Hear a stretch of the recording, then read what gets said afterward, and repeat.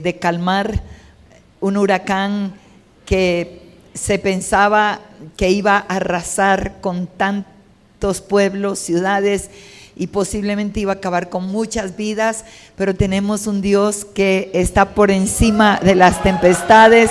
Tenemos el Dios que calma, que hace realmente posible que este México lindo y querido, que no lo ha conocido a Él, pueda entender que solo Dios puede hacer esto. Y así como le clamamos y le gemimos, yo quiero que usted también le agradezca al Señor. ¿Qué tiempo tengo, Alberto? Ya me lo están contabilizando. Muchas gracias. Estoy asombrada de ver una iglesia tan hermosa. Creo que el Señor les va a dar todo el centro comercial. Bueno, estaba orando al Señor qué compartir con ustedes. Y hace 3 años, yo tenía que venir para el evento de intercesión, que ha sido hermoso. Y no pude llegar porque justo faltando unos pocos días antes de este evento, no pude llegar ni a Morelia, que tenía que estar allí, y posteriormente pues tampoco pude llegar aquí porque mi esposo se enfermó gravemente. Y quiero compartir un mensaje que Dios me dio antes de atravesar la tribulación que vivimos. Yo estaba ministrando en Nicaragua y terminé mi tiempo en Nicaragua. La tarde que llegué al hotel, después de haber dado mi última predicación, empecé a buscar para llevar el mensaje. Esto era más o menos un día jueves, yo regresaba viernes a Colombia, y comencé a buscar del Señor para el miércoles. En nuestra casa funcionaba nuestra iglesia, que se llama la Casa del Padre. Nació como un grupo para ganar católicos, y Dios levantó una iglesia que hoy en día tiene como 300 personas. Bueno, ya nos tuvimos que pasar a la casa de al lado. Pero estaba buscando la palabra para mi regreso y, Señor, tengo tiempo, yo quiero que me hables.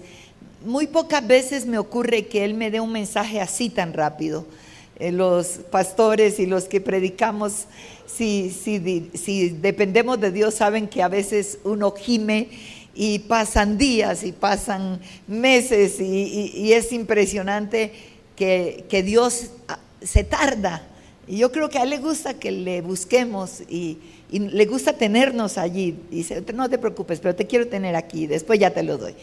Pero esa tarde Él me llevó a una escritura, que es la que quiero que ustedes vean, con la que voy a compartir. Y cuando leí la escritura, me vino el título del mensaje y me vino punto número 1, 2, número 3, número 1, 2, 3, 4. Me dio la división, la subdivisión, la conclusión, la aplicación. Y estaba yo con mi amiga ahí y yo salté y brinqué y dije, tengo el mensaje completo. Y nunca imaginé que ese mensaje no era para predicárselo a otros, sino para predicármelo a mí. Y posiblemente haya personas en esta noche que han estado atravesando tiempos difíciles, han atravesado desde tiempos atrás situaciones complicadas o comienzan a atravesar. Y yo espero que esta palabra que quiero compartir, que fue nuestra experiencia en casa, pueda levantarte, pueda levantar tu fe, saber que Dios puede mover montes, montañas, puede cambiar huracanes y la fuerza de un huracán convertirla en un viento suave y apacible. Así es nuestro maravilloso Dios. Abra su Biblia conmigo en 2 de Corintios, capítulo 4, versículos 16 al versículo 18. 2 de Corintios, capítulo 4, versículos 16 al versículo 18. El apóstol Pablo dice: por tanto, no desmayamos, antes, aunque nuestro hombre exterior se va desgastando, el interior, no obstante, se renueva de día en día. Porque esta leve tribulación momentánea produce en nosotros un cada vez más excelente y eterno peso de gloria.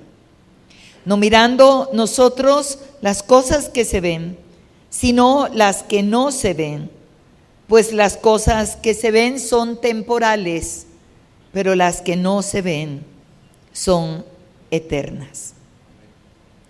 Quiero compartir cómo atravesar las tribulaciones. Cuando hablo de tribulaciones, la Biblia habla tribulación, pero también habla de gran tribulación. Cuando habla de la gran tribulación, está hablando de un tiempo escatológico que el mundo vivirá, que estoy segura que no demora mucho. Tiene que ver con lo que va a pasar en el mundo, pero cuando habla de tribulaciones, tiene que ver con lo que comúnmente pasamos nosotros, ¿no?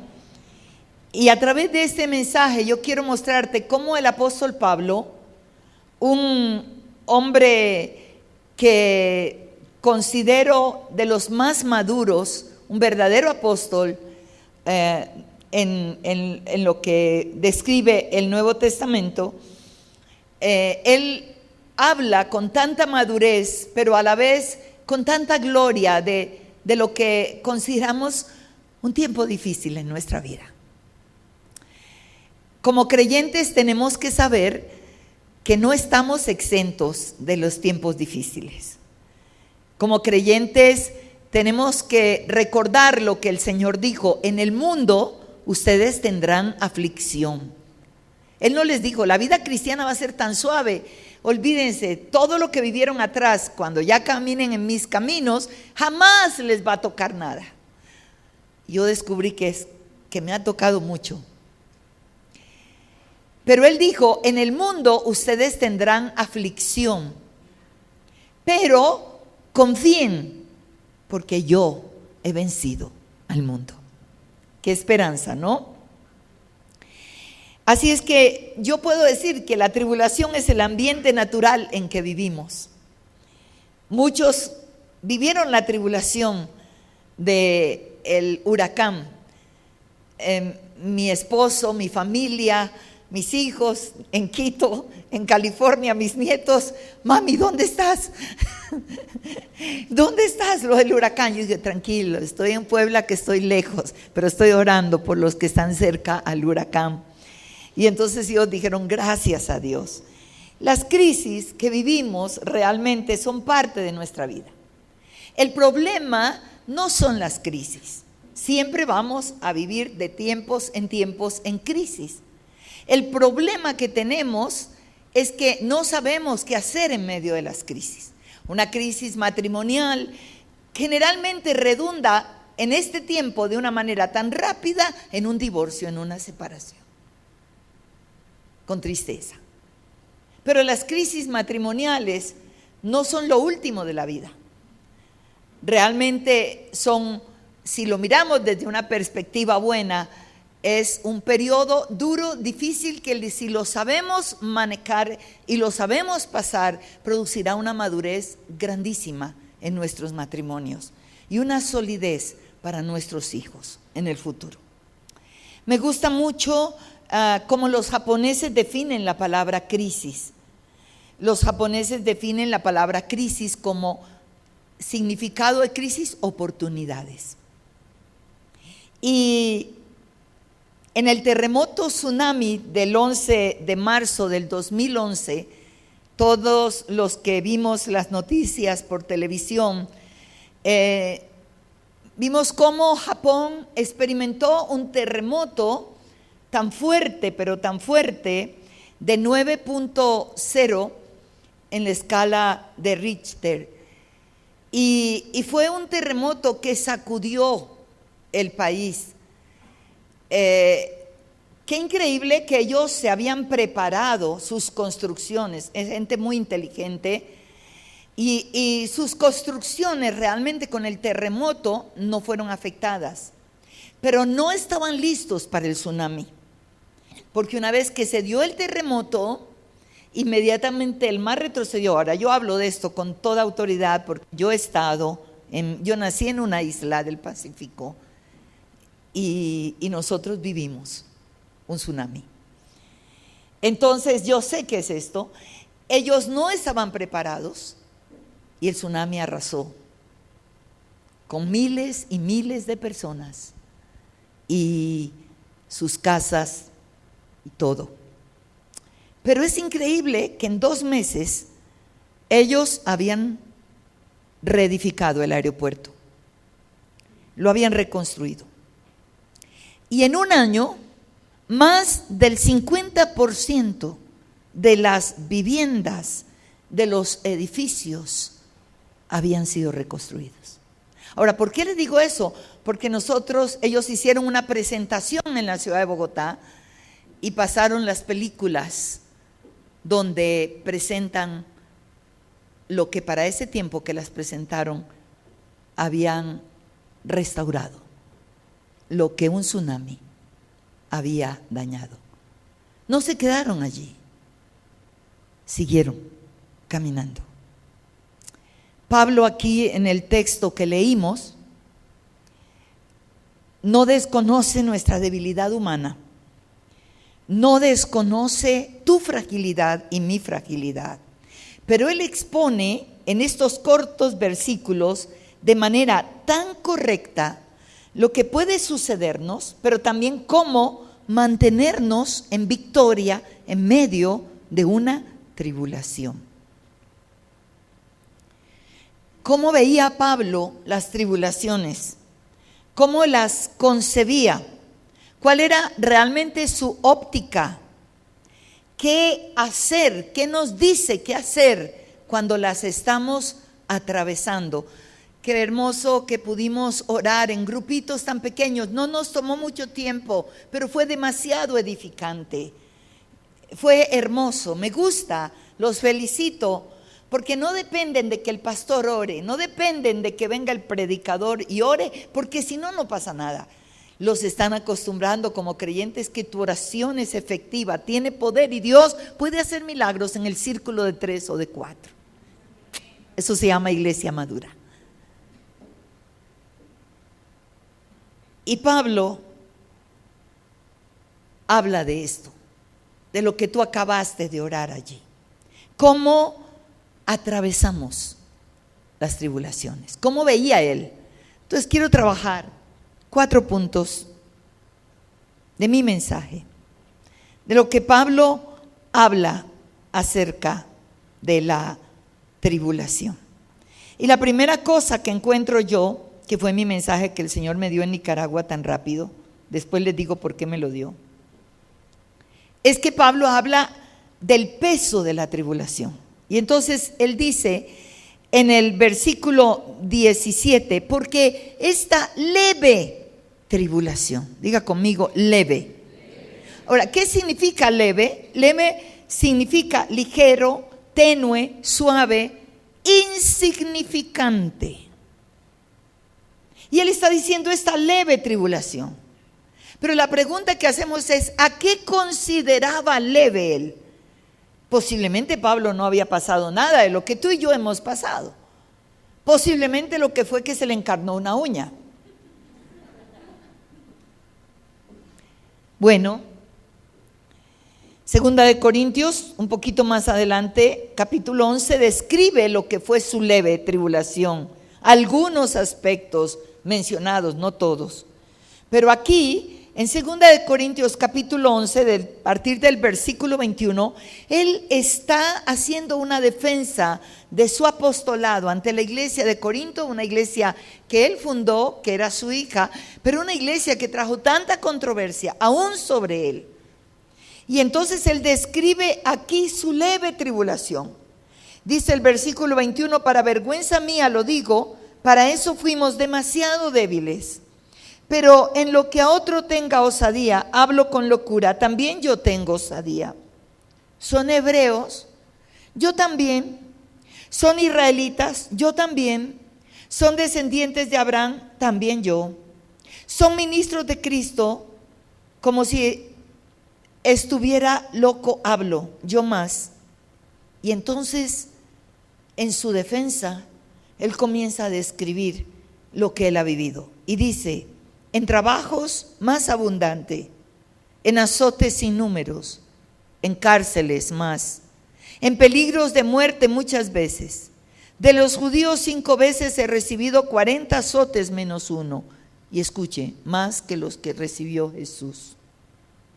3 veces he sido azotado con varas, 1 vez apedreado, 3 veces he padecido naufragio. 1 noche y 1 día he estado como náufrago en alta mar, en caminos muchas veces, en peligros de ríos, peligros de ladrones, peligros de los que de mi nación, peligros de los gentiles, peligros en la ciudad, peligros en el desierto, peligros en el mar, peligros ante los falsos hermanos, en trabajo y en fatiga, en muchos desvelos, en hambre y sed, en muchos ayunos, en frío, en desnudez y además de otras cosas, lo que sobre mí se agolpa cada día, la preocupación por todas las iglesias. ¿Quién enferma y yo no enfermo? ¿A quién se le hace tropezar y yo no me indigno? Si es necesario gloriarse, me gloriaré en lo que es mi debilidad. Tremendo. Esa era su leve tribulación. ¿Está conmigo? Eso era su leve tribulación. Es como que al describir esto en 2 de Corintios, realmente lo que vemos es un hombre que ha pasado por tantas que ya una más no importa. Ya tiene callos. Ya no se derrumba. No, absolutamente no. Usted ve que cuando uno por primera vez va a hacer algo, lo considera tan complicado, ¿no? Tan complicado. Hace unos años atrás yo estaba precisamente aquí, estaba también en Amistad. Y no sé, creo que estábamos en una conferencia de intercesión o algo, o de tal vez de líderes, no recuerdo. Pero después de que termino de predicar, llega la oportunidad a otro. Sí, estaba aquí en Puebla, ya lo recuerdo muy bien. Y entonces toda la fila de pastores que estábamos allí en la primera, sacaron su iPad para tomar notas. Yo saqué mi libreta y empecé a escribir. Y Efra voltea y me dice, no puedo creer, toda una predicadora escribiendo, ¿no tienes iPad? Le digo yo, no, eso me parece complicadísimo. Y él empieza a hablarme de las maravillas del iPad. Y se emocionaron tanto que por la noche me llevaron con Chucho, con Pati y todo, a Sanborns creo que es, y estaba en promoción el iPad, y tuve el iPad. Pero yo dije, bueno, yo eso nunca lo voy a usar, eso me parece muy complicado. Cuando llegué a Bogotá, entonces mi nieta Steffi me dice, te dieron un iPad, y el último. Y le digo, sí, pero eso a mí me parece muy, ¿qué tal que uno parado allí toque algo y se le vaya todo? Me dice, no, es facilísimo. Le digo, no, es complicadísimo. No, me dice, yo te voy a enseñar. Y ella fue mi maestra. A ella le debo que ahora soy una experta en el iPad. Bueno, no lo digo con orgullo, porque el orgullo viene antes de la caída. Pasó el tiempo y tuve que predicar en Amistad de Puebla, en Amistad Cristiana, en el DF con los doctores Pardillo. Se inauguraba un evento y esa noche yo estaba sentada allí, estaba con mi Biblia y estaba con mi iPad, y la doctora Pardillo está al lado mío y me dice, ay, no, a mis hijos se les ocurrió que para este evento me tenían que regalar un iPad. Mamá, tienes que hablar con el iPad. Me dice, ahora tengo que pasar allá y esto me parece complicadísimo. Y yo le digo, no, es facilísimo.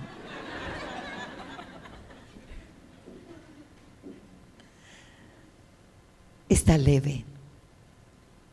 Tribulación. Para Pablo, todo aquello llegó al punto, había pasado tantas y había visto la gloria de Dios, que él podía decir al cabo de mucho tiempo, esta leve tribulación.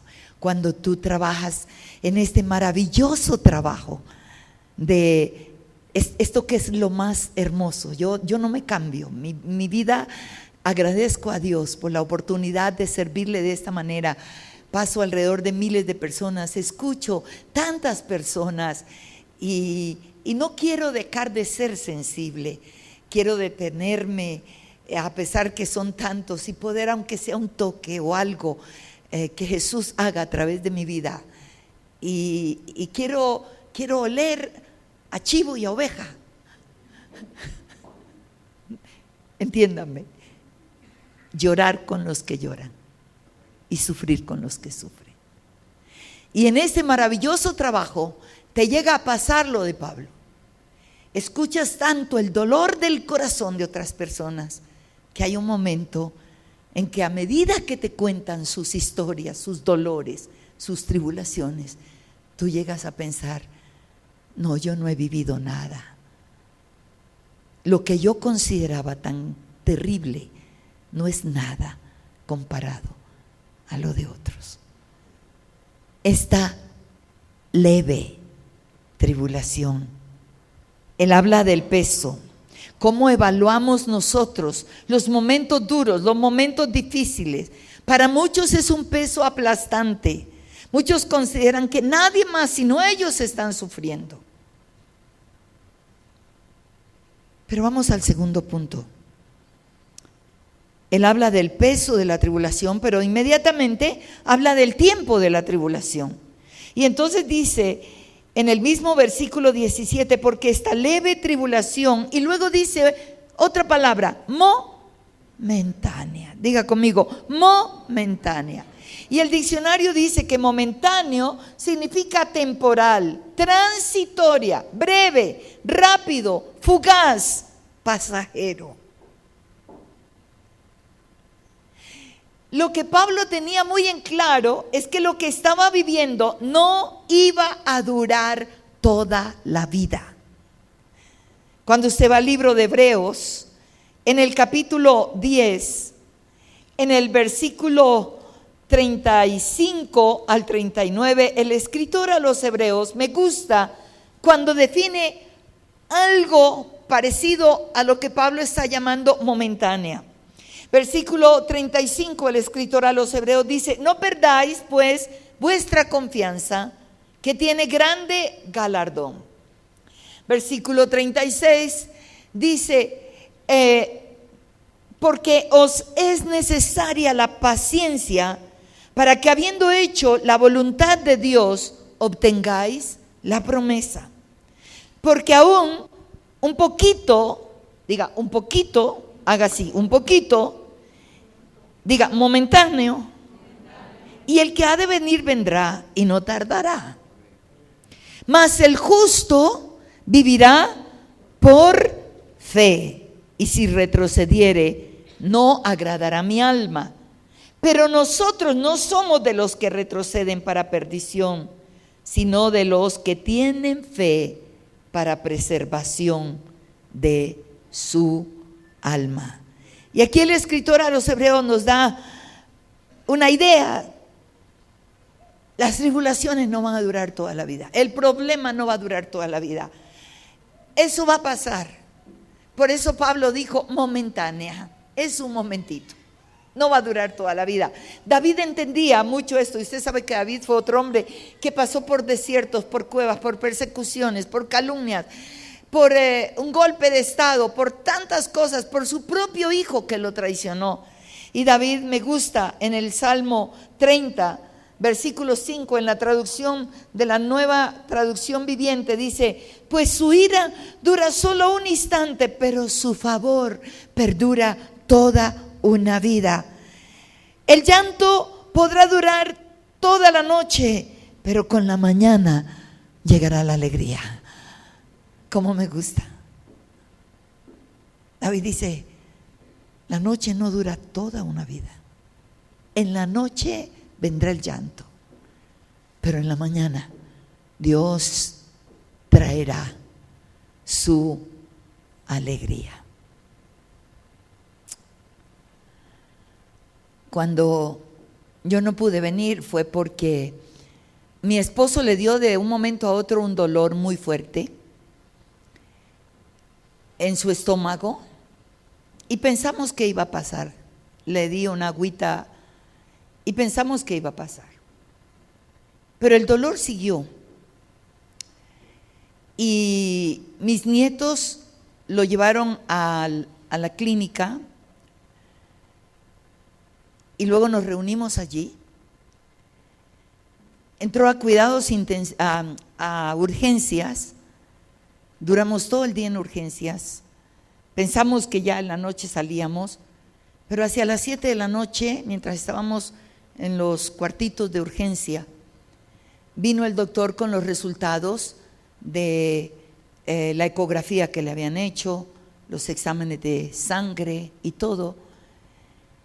Y cuando él vino con los exámenes, yo pensé que lo iba a leer delante de los dos, pero cuando él me llamó afuera, yo sabía que sus noticias no eran buenas. Y entonces, lo que ellos concluyeron con el diagnóstico era que él tenía un tumor en su páncreas. Y que como él se encontraba, él hacía 2 meses había venido poniéndose pálido, pero yo pensé que porque es que él cuidaba mucho su alimentación y a veces extremadamente, y pensé que posiblemente por eso de pronto podía tener como una anemia.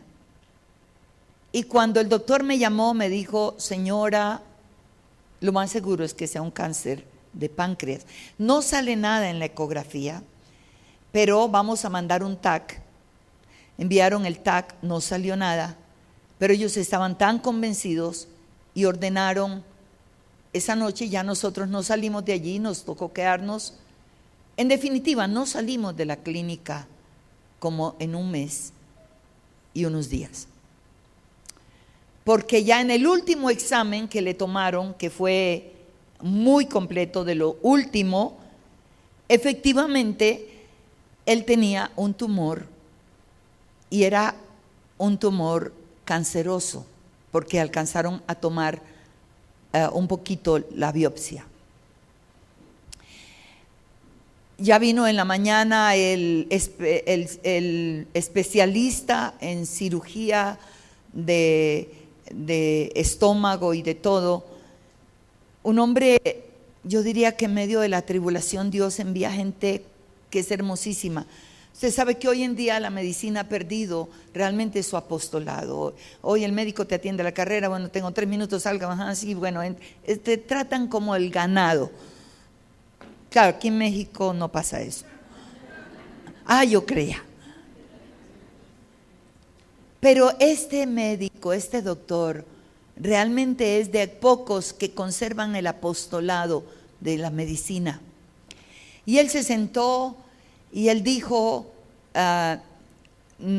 habían tomado la biopsia, esperaban el resultado de la biopsia. Y él dijo, esperamos el resultado, pero por todo lo que se da, hemos hecho una junta médica y lo más seguro. Y él me explica, el cáncer de páncreas es un cáncer silencioso. Solo avisa cuando ya no hay nada que hacer. Porque el tumor ha crecido, que tapa los conductos, la bilis se devuelve, el cuerpo comienza a tornarse amarillo, porque es como envenenar todo, la bilis se devuelve en tu cuerpo. Y cuando duele, taponó todo, creció, ya no hay nada que hacer. Esto fueron noticias tras noticias, tan duras. Aquello de pararse en la fe, pero a veces la fe la tienes en el monte Everest y en la mañana la tienes en el desierto de Madián. Yo había pasado por un cáncer. Tengo 11 años que me quitaron un riñón porque me encontraron un tumor en el riñón izquierdo. Me hicieron una nefrectomía radical.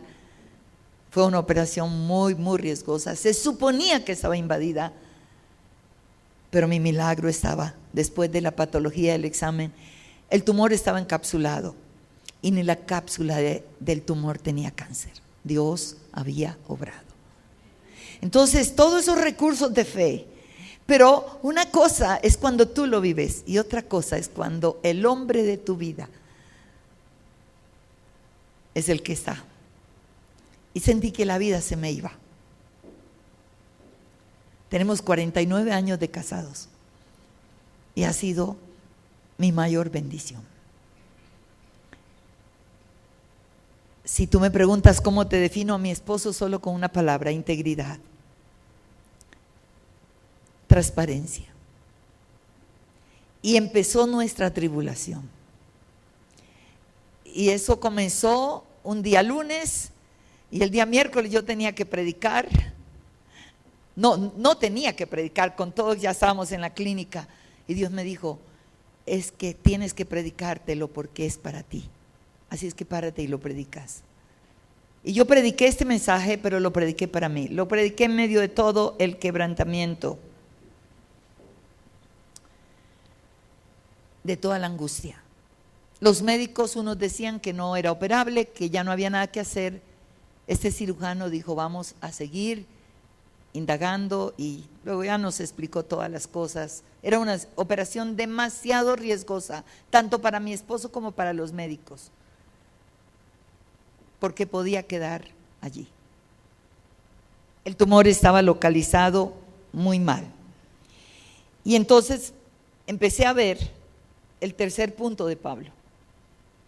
Él habla del peso de la tribulación, habla del tiempo de la tribulación, y entonces dice: esta leve tribulación momentánea produce en nosotros un cada vez más excelente peso de gloria. Y entonces Pablo nos lleva al propósito de la tribulación, al propósito de la prueba. Esa palabra produce en el griego significa trabaja. Que la tribulación, el tiempo difícil que tú y yo pasamos, está trabajando un cada vez más excelente y eterno peso de gloria. No lo entendemos. Pedro expresó este mismo propósito en Primera de Pedro, capítulo 1, versículo 6. Se lo voy a leer en la Nueva Traducción Viviente. Y Pedro dijo: así que alégrense de verdad. Les espera una alegría inmensa, aun cuando tengan que soportar muchas pruebas por un tiempo breve. Estas pruebas demostrarán que su fe es auténtica. Está siendo probada de la misma manera que el fuego prueba y purifica el oro. Aunque la fe de ustedes es mucho más preciosa que el mismo oro. Entonces su fe, al permanecer firme en tantas pruebas, les traerá mucha alabanza, gloria y honra en el día que Jesucristo sea revelado a todo el mundo. Pedro entendía el propósito y por eso lo explica de esa manera: un mayor peso de gloria. Pablo estaba convencido de que viviera lo que viviera no sería comparado con el eterno peso de gloria.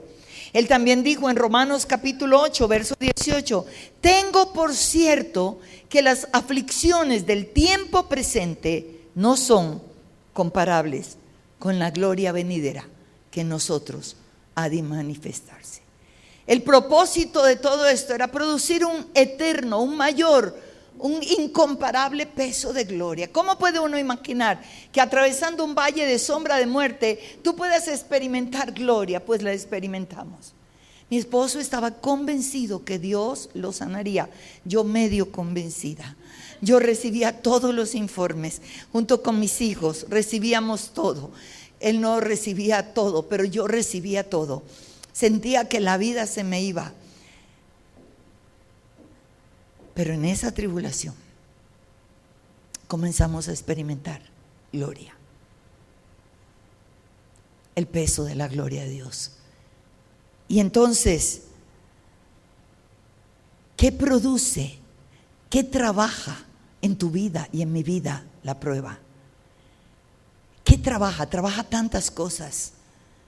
La primera cosa con la que yo fui confrontada en medio de esta tribulación, que yo oraba: Señor, sánalo, me sanaste a mí. Tú eres Dios que sana cánceres, que mueve montañas. Yo hablo a ese cáncer: quítate de ahí y échate en el mar. Despertaba y el cáncer todavía estaba allí. ¿Qué produce? Y con la primera cosa, sabes, que yo fui confrontada en medio de esta leve tribulación momentánea, fue con la soberanía de Dios. Nunca se le pasa a uno la soberanía. ¿Qué es su soberanía? Lo que Él determina. Él es soberano, Él decide.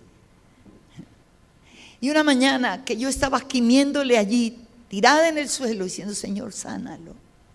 Para ti no hay nada imposible. Tú me sanaste a mí, sánalo a Él. Y el Señor, después de yo derramar mi corazón pidiendo esa sanidad, el Señor habló a mi vida de una manera tan directa, nunca olvido. Y Él me dijo: ¿y si no lo sano? Y yo quedé fría. Y yo le digo: pero tú, eso es lo que quieres, sanar. Y Él volvió y me dijo: ¿y si no lo sano?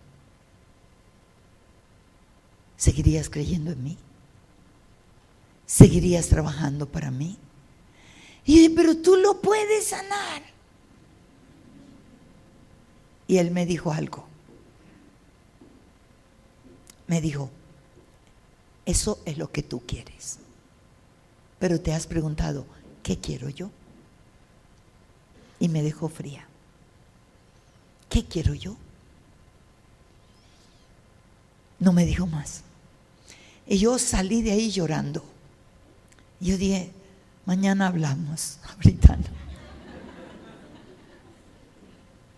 Y vuelvo a entrar a ver a mi esposo. Y él me dice: no te preocupes, el Señor me va a sanar. Y Él con su palabra, siempre una palabra: el Señor dice, el Señor dice, el Señor dice. Y yo fui confrontada con la soberanía de Dios. Siempre pedimos que haga esto, que haga lo que yo quiero. Pero la pregunta es, nos hemos preguntado a nosotros, por una vez en la vida, ¿qué es lo que tú quieres? Como dijeron los jóvenes en el horno de fuego, en el libro de Daniel: no nos arrodillaremos ante la estatua. Entonces irán al horno del fuego. Y ellos dijeron: sepa, oh rey, que no nos postraremos. Iremos al horno de fuego. El Dios en el cual hemos creído puede salvarnos. Pero si no nos salva, seguiremos creyendo en Él. Tremendo. Y al día siguiente yo entré llorando con una perspectiva diferente. Y yo dije: está bien, Señor, lo que tú hagas estará bien. Y entramos en el proceso, junta con los médicos, nos explicaron todo. Era tan riesgoso que mi esposo, estamos los hijos, los nietos, todo, que cuando el médico terminó de explicarnos, porque excelente, con gráficas, con todo, mi esposo dijo: doctor, ¿y si no me opero? Y él dijo: Hernando, si no te operas, tus dolores serán tan grandes, porque ya había salido la patología y el tumor era canceroso. Y entonces él dijo: está bien, doctor, opéreme. Entonces nos advirtió: voy a entrar en la operación, y si a la hora de la operación yo salgo, es porque ya no hay nada que hacer, está invadido. ¿Puede imaginarse cómo fue esa primera hora de operación? Nosotros sentados en la sala esperando. Y en la clínica siempre a cada rato sale: los familiares de... Dios mío. Pero pasó la hora. Y nos miramos con gozo. 2 horas, 4 horas, 6 horas, y ya nos preocupamos. 8 horas, 10 horas duró su operación. Y cuando salimos ya para encontrarnos, que nos anunciaron que ya salía, el doctor dijo: fue una operación excelente. Tuve que quitar 30% de páncreas, vesícula, duodeno, 30% de estómago. Dijo: solo esperamos la patología. Estuvo en cuidados intensivos 11 días, luego pasó a habitación, una atención maravillosa, y a los 25 días la patología salió. Todo el vaciado que hicieron fue libre de cáncer. El tumor sí era canceroso, pero mi esposo, mire lo que pasa, ¿no? A los que amamos a Dios, todas las cosas nos ayudan bien. Nadie hubiera podido saber que mi esposo nació con una anormalidad. Si no lo operan, no se dan cuenta. Pero esa anormalidad fue su bendición. Los conductos que unen, lo que él decía, tapona el tumor los conductos cuando ya crece, cuando ya no hay nada que hacer. Los conductos en tu vida y en mi vida, los 2 conductos son de este grosor. En la vida de mi esposo nació anormal. Cada conducto tenía 2 milímetros. El tumor apenas comenzaba, más pequeño que una lenteja. Hizo el efecto de un cáncer terminal, pero apenas comenzaba. Y la mano de Dios fue gloriosa. Lleva 3 años. Y cada examen es el trofeo del doctor. Es su trofeo. Dios decidió prolongar sus días. Y aquí estamos. Agradecida con Dios. Nos confronta con su soberanía. Nos da una mayor revelación de quién es Él. Nos da una mayor sensibilidad con los que sufren. Transforma nuestro carácter. Nos lleva a una fe real y creciente. Porque fe no es fe hasta que no sea probada. Tú puedes decir: tengo fe, pero hasta que no seas probada, no será fe. Y todo eso produce la prueba. Y voy a mi último punto, y con este cierro. Eso quiere decir que estoy mandando un mensaje subliminal al pianista.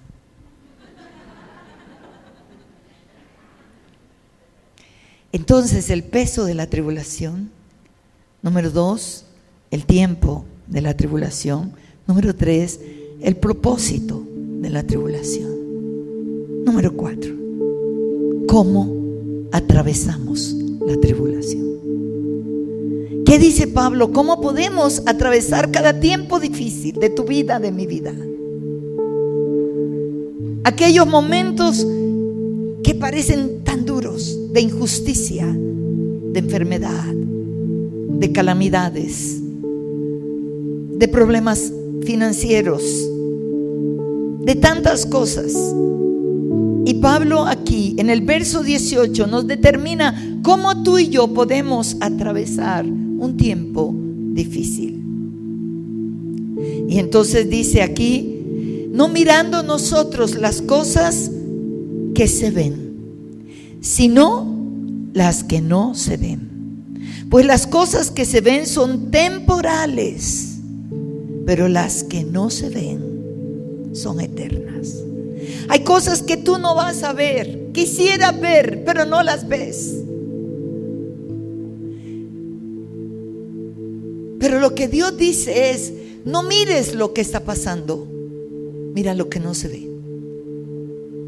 Porque Dios en cada situación, en cada problema, en cada tribulación, Dios está obrando. Dios no está sordo. Dios no se ha despreocupado de tu necesidad, de tu problema, de tu situación. No, Él no se ha despreocupado.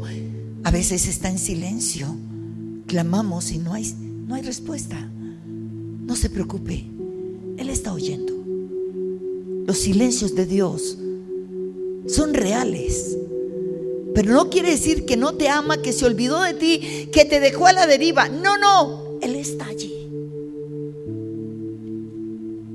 Cuando María y Marta le mandaron un WhatsApp al Señor, que era lo más rápido que podía, y le pusieron un WhatsApp y le dijeron: Señor, Lázaro, tu amigo, tu íntimo amigo, el que amas, así somos las mujeres, está enfermo. Jesús leyó el WhatsApp y dijo a sus discípulos: vamos para allá a predicar. Los discípulos dijeron: Señor, pero recibiste un WhatsApp. Dijo: sí, esa enfermedad no es para muerte, sino para que el Hijo de Dios sea glorificado. Y a alguien tengo que decirle esto proféticamente que está aquí, no sé, pero siento ahorita que el Espíritu Santo me dice: lo que tú estás viviendo no es para muerte, no se ha terminado todo, es para que el Hijo de Dios sea glorificado y tú puedas ver la gloria de Dios. Y ese silencio, ¿qué produjo? Una resurrección.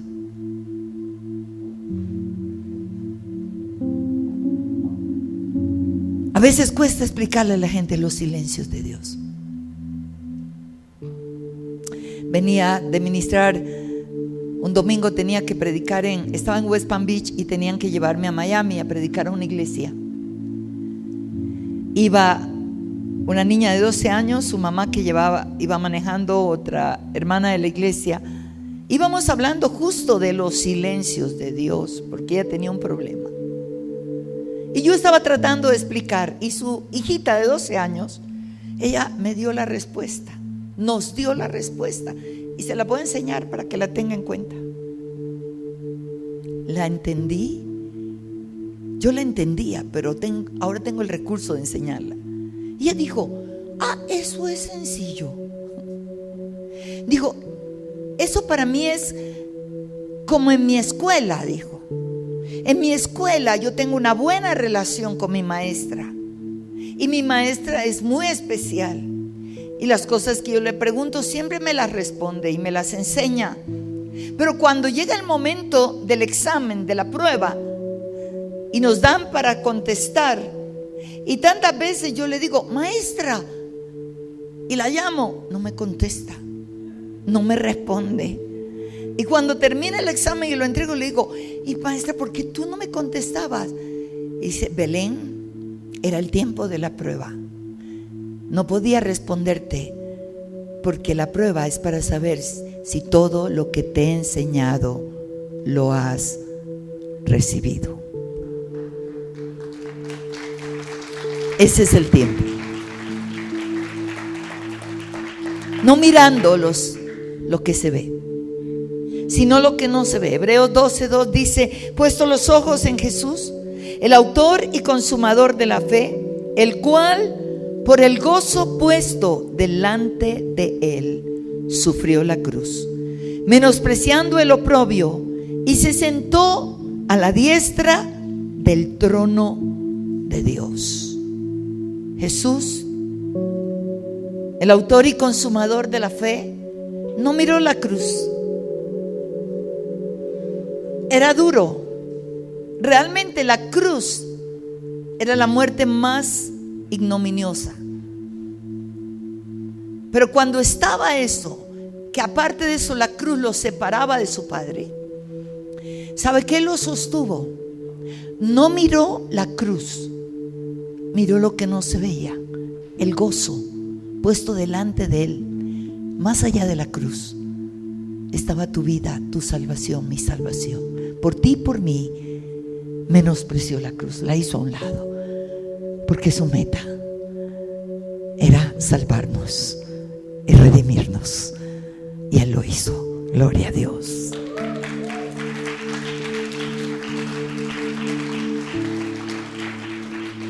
Dios sanó a mi esposo. Estoy tan agradecida con Dios por lo que Él hizo con él. Perdió 28 kilos.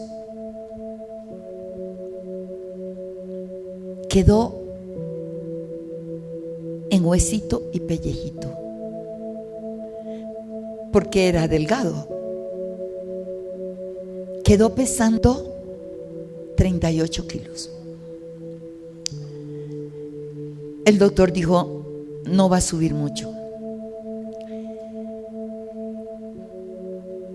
Se me envejeció. Ahora ha recobrado un poquito. No me importa. Lo amo más que nunca. Entendí qué es esa dimensión de pacto tan maravillosa en la salud y en la enfermedad. Me convertí en su enfermera. 1 mes y medio en la clínica casi. Teníamos toda una gama de enfermeras, pero cuando ya podía, tenía tubos, todo conectado. Nunca olvido cuando ya comenzaron a bañarlo y venían las enfermeras todas jovencitas y él me miraba, su dignidad, y yo decía: quítemele las mangueras, yo lavo mi hombre.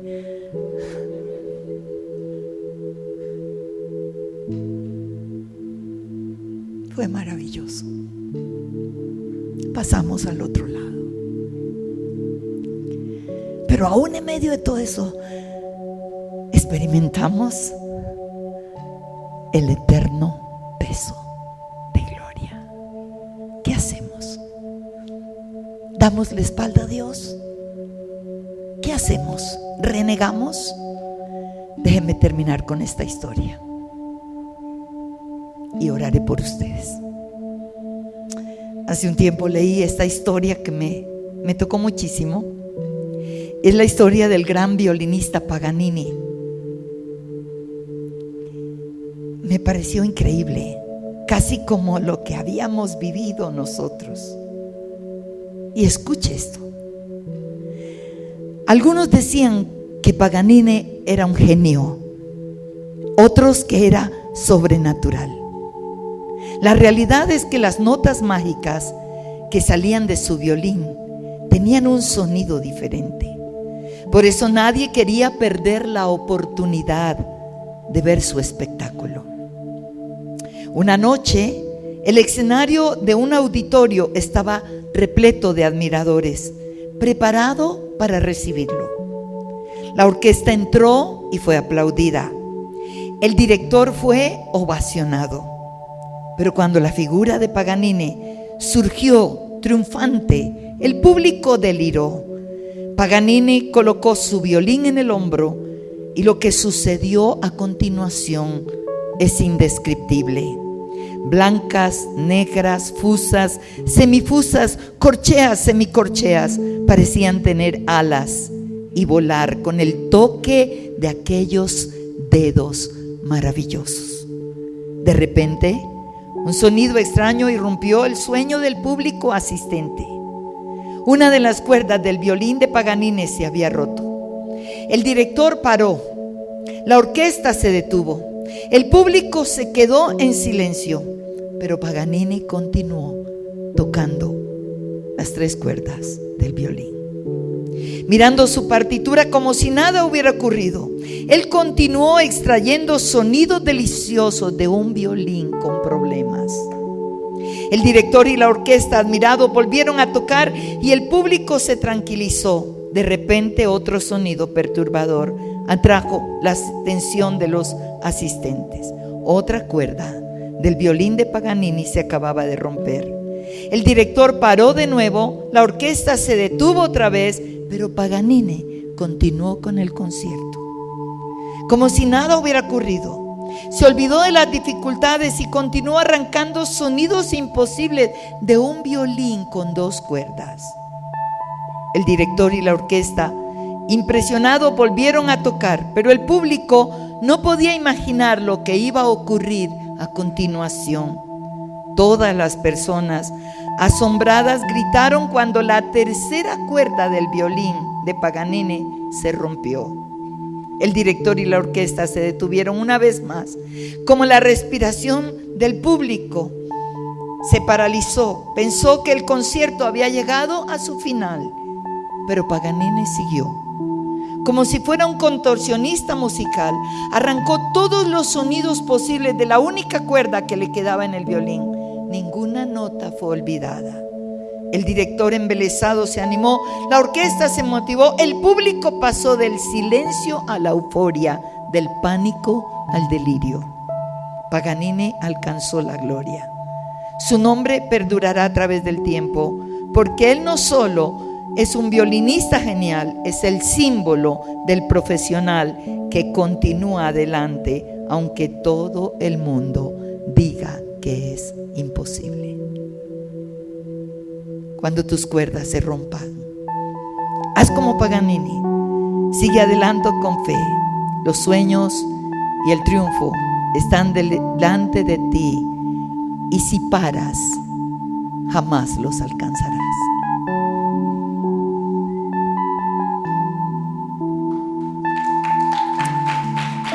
Es increíble cómo atravesamos la tribulación.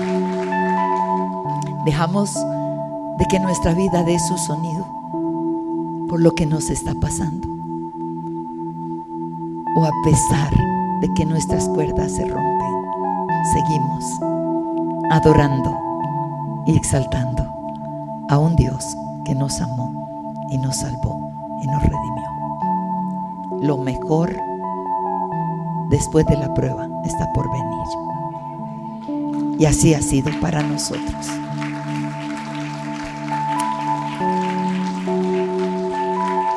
Permítame orar esta noche. Posiblemente aquí hay muchas personas que están pasando tiempos muy difíciles, no lo entiendes. Tal vez de salud, problemas familiares, problemas económicos, no sé qué. Pero si realmente estás viviendo un tiempo difícil, yo quiero que ahí donde tú estés te pongas de pie y me permitas orar por ti.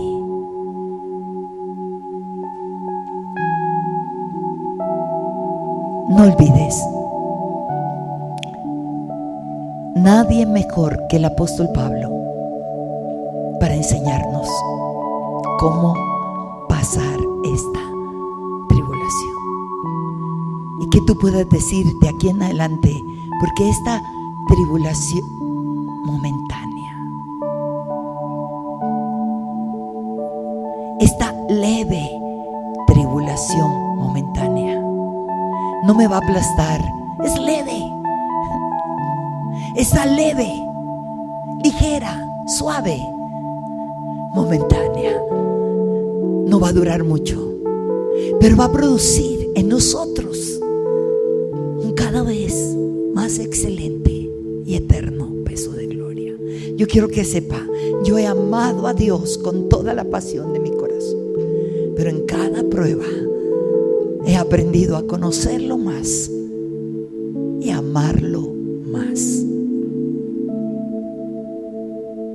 Levante su prueba, levante su tribulación, levántela allí. Padre, te damos gracias en esta noche por esta palabra. Abre nuestros ojos para comprender y entender la dimensión tuya, Señor.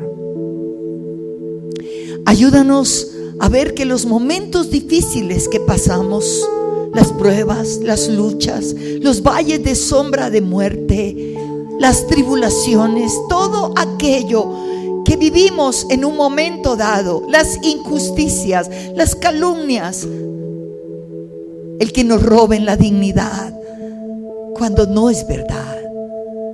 Ayúdanos a entender, Señor, a través de esta palabra, que eso va a pasar, pero que mientras estamos en la prueba y en la dificultad, queremos serte fieles, Señor.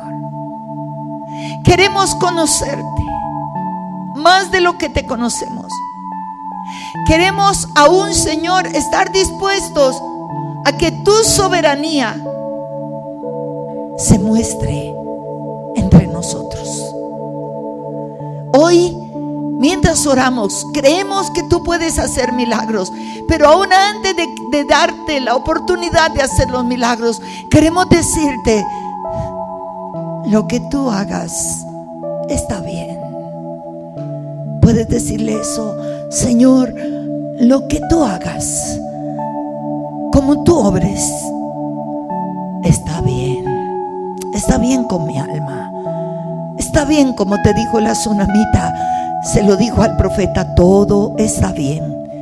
Como podía estar bien cuando su hijo había muerto, pero ella dijo: todo está bien, porque el Dios que me dio ese hijo, que no se lo pedí, lo levantará.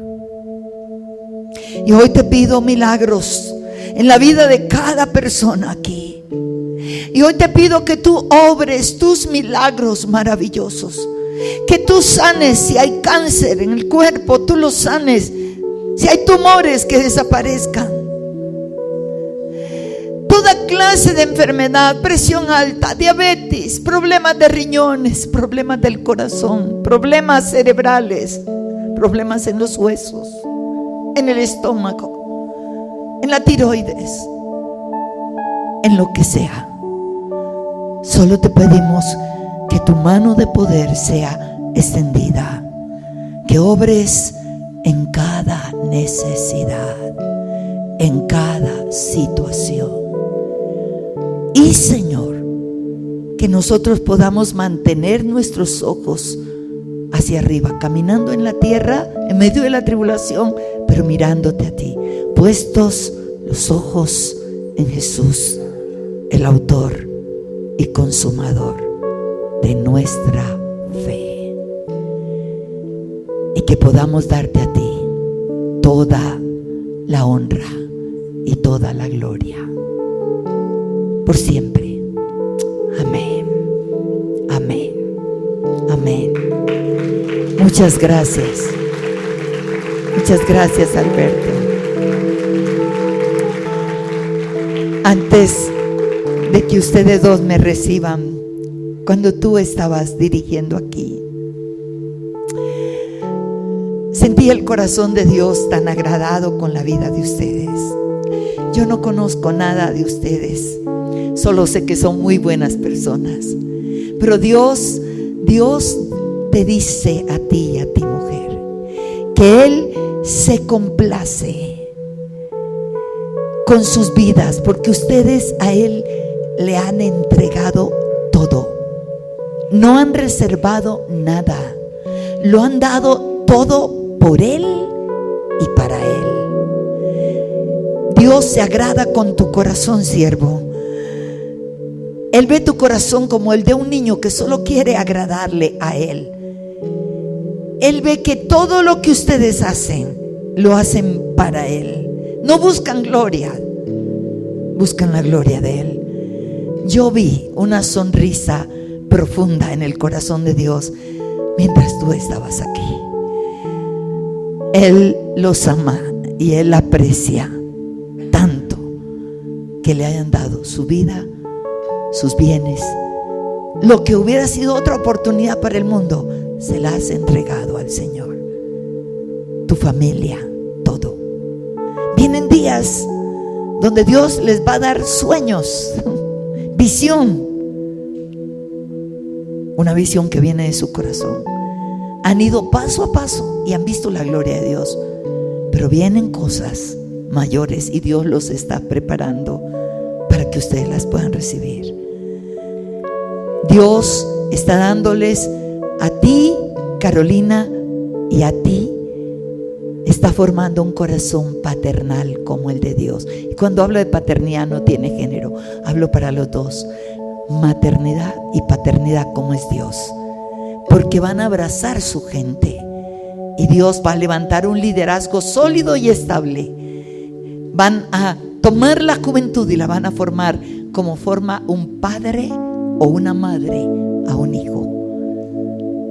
Yo veo fundamentos sólidos y Dios sonríe y te dice: Dios les bendiga.